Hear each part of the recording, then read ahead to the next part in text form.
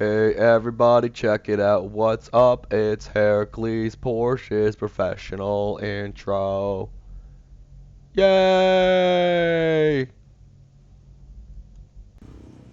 Hey, what's up everybody? Hercules Porsche here. And on today's video, I am going to be reading off the Rattati clarifications. And these are a forum post Okay, we about got A. Scan what it. is going to be going on with Project Nova. One link down. Someone just jumped out. And you can hear some people's, one person's voice in the background rather. Hopefully that shouldn't interfere too much in what I'm trying to get across here, but I picked this video because there's not too much talking and there is a little bit of Rattati's action at the end. It's not one of my crazy or kill videos, but yeah, I just thought I wanted to do this. It might be handy for any person who We got was someone on the not enemy yoga browsing. installation. They're just blasting over towards. Oh, you got him? Cool. There we go. Okay, yes, I have Cool. Blaster installation. I see that. But yeah, anybody who was not browsing the forums or Reddit, I thought it might be handy to have a video like this. So anyway, let's get to it. Let me read the Rattati clarifications on Project Nova. You can hear his dog in the background. I'm a real professional anyway. Let's read off these Rattati clarifications. Okay, it says, "Good morning, space friends." A couple of clarifications. Smiley face, winky face. It's a project, not a product. We're talking about Project Nova, of course. There are no guarantees that this becomes a CCP game. FanFest 2016 is a stepping stone for us like Valkyrie and Gunjack at prior FanFests. That's a bit intimidating.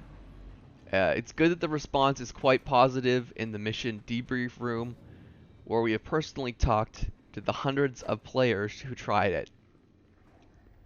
It's obviously going to be a 16 versus 16 game, but for demo purposes, the game was set to 6 versus 6. Obviously, there is a risk/reward progression and customization system in the game, like there was in Dust 5 and 4. Is to be. But no offense, not a carbon copy of the way it was in Dust 514. Okay, that was horrible. Me trying to do the grammar thing, but basically what he's saying here is, so you know the risk reward, you know, like we risk a certain amount of ISK each game, we make a certain amount of ISK and SP each game. There's going to be some kind of progression. There's going to be something like that in Project Nova, but it won't be exactly like how it is in Dust, is what he's saying. There will be 3 classes. Let's see, a heavy support, main frontline, light recon. Each of which branches into vanguards. So basically heavy, medium, and light. And each of those classes will branch into vanguard / sentinel. Oh, they're sniping. Assault / So support. let me see. Thank you so much, person talking in the background. They're sniping from the west. Oh yes, they're sniping from the west. And finally, the lights will branch into sharpshooter / infiltrator. Each of these 6 roles will branch into 3 themed faction role specializations. For instance, an Amar Sentinel would equal a Templar for a total of 32. So we will have, I guess, 32 Looks like he got someone. varieties of suits if you count all race class combinations.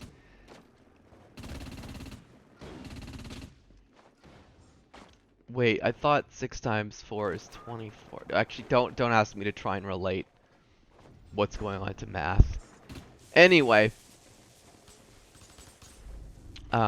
we are using feedback from 3 years of Dust, fix the performance and the shooting mechanics, It's interesting to see the sentiment change overnight. You should probably know by now that we have plenty of ambition. We just want to do the right things in the right order. An example of gameplay that we took the opportunity to fix on the way, basically just describing what we have at FanFest, not what may come in the future.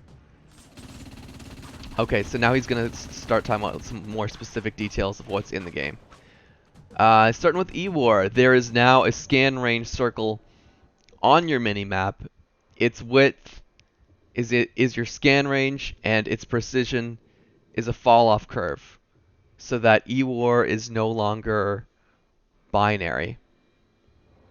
That's a little complicated, but at least there'll be some circle in our mini-maps, I guess, that'll indicate what our scan range is precisely. So, yeah, that'll make it feel a little more easy to figure out where our E-War is, I suppose. What else do we have here? We also have dynamic scan profiles.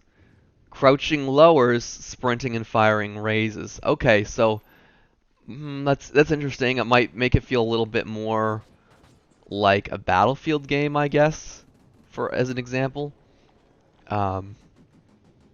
Which makes it interesting. It's gonna wonder if there's gonna be any kind of silencer type deals included with any of the dust weapons. But I shouldn't put that out there without, you know, actually having an indication that that could end up in the game. So anyway, we also fixed all FOV. What's FOV stand for? FOV/tag/cloak overlap. That is a really shitty heavy. F.E.X. There is no tag on your head, regardless of scan status when cloaked. So I guess cloak makes you unscannable, and so that will help simplify that aspect of the E-War, I guess. Double jump is enabled by a gear called jump jets. In this build, we have active infantry modules, but we will refer to them all as equipment. Plan is for way more play counterplay with active reps, hardening damage mods, so fights are less predictable. He's talking about our suits, people, not our vehicles. These moves will have cooldowns and icons on the HUD, familiar to vehicle users from Dust. So, grenades are equipment. You can toggle them on the equipment and then cook them or quick throw them using G. Okay, so he's gonna say that it's gonna be the G key because this is all gonna be on PC. You know, I'm a little sad about that too. Some VFX that may be lost in the frantic hands of players not familiar with Dust. You can see the 5 states of shield on your glove: shield idle, shield shatter, shield start to recharge, shield pulse, and shields 100% filled. Pretty nifty. So I guess it makes it sound like the game's gonna start to feel a little bit more like Halo, where, you know, you'd hear something and you'd wait for the shields to come back up on your character, and then you'd see a shield effect go up. So yeah, it does make it feel like it's gonna be a kind of Halo-ish dynamic. I don't know if you guys, maybe it's not good I'm comparing this to other games, but that's how I see it. That's the first thing I think of. Sniper. Ooh, I like my war barges. Sniper has double zoom and a delayed accuracy mode. So yeah, the sniper definitely looks like it's been heavily redesigned. I'm totally in favor of that. Gatling gun, which I assume is their new word for the heavy machine gun, only has invert spread while zooming, making the two view modes completely different, allowing for pinpoint accuracy at mid to long range, Full mayhem with hip fire at short to mid. Overheat bar circles the lower right quadrant of the reticle. Okay, so this looks like it's going to make playing the heavy a lot more fun because heavies, at least the way I played heavies, weren't really an option in long range fights. I mean, the Freedom HMG obviously made that a lot better, but this looks like it'll have heavies kind of viable at all ranges, which is great. Um, there is a 3D hit indication arrow replacing the red edge effect, so the shield armor post-process now works as a 2D indicator for additional situational awareness. Okay, yeah, I had a little trouble following that one, but hopefully we can clear that up as time goes by. Smart Deploy now uses all uplinks on the map Sorry about that. slash player CRU, etc. tries to put you close to battle based on friends and enemies with the back as a last resort. It works quite well to put you near the action. You can also pick your location on the attack map. So basically it looks like there'll be a smart spawn system, but you can pick your own spawn, it looks like. So that seems pretty decent, well balanced. We're getting close towards the end here. You see the roll icon of the loadout you are aiming at. For example, if you are not sure if it's a Vanguard or a Sentinel at long range.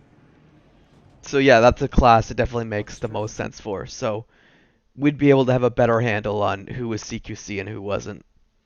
There's probably some more stuff that I'm forgetting. Gotta head back to Harpa. No margin of error. Alright, so that was the Rattati clarifications, guys.